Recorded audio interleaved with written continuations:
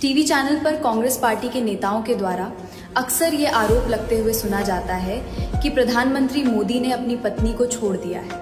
लेकिन आज आपको नेहरू की भी सच्चाई जाननी चाहिए।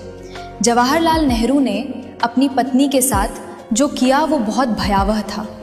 जवाहरलाल नेहरू की पत्नी कमला नेहरू को टीबी हो गया था।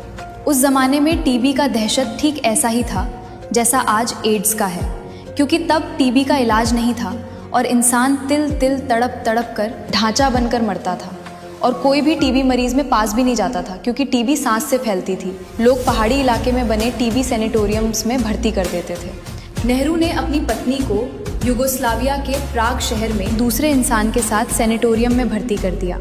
कमला नेहरू पूरे 10 सालों तक अकेले टीबी सैनिटोरियम में पल पल मौत का इंतजार करती रही, लेकिन नेहरू दिल्ली में एडविना बेंटन के साथ इश्क करते थे। सबसे शर्मनाक बात तो ये है कि इस दौरान नेहरू कई बार ब्रिटेन गए, लेकिन एक बार भी वो प्राग जाकर अपनी धर्मपत्नी का हालचाल नहीं लिया। नेताजी सुभाष चंद्र बोस को जब पता चला तब वो प्राग गए और डॉक्टरों से और अच्छे इलाज के बारे में बातचीत की।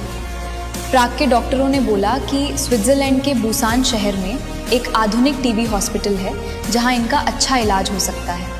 तुरंत ही नेताजी सुभाष चंद्र बोस ने उस जमाने में 70,000 रुपये इकट्ठे किए और उन्हें विमान से स्विट्जरलैंड के बुसान शहर में हॉस्पिटल में भर्ती किए। लेकिन कमला नेहरू के मन से बेहद टूट चुकी थी। उन्हें इस बात का दुख था कि उनका पति उनके पास पिछले 10 सालों से हालचाल लेने तक नहीं आया और गैर लोग उनकी देखभाल कर रहे हैं। 2 महीनों तक बुसान में भर्ती रहने के बाद 28 फरवरी 1936 को बुसान में ही कमला नेहरू की मौत हो गई।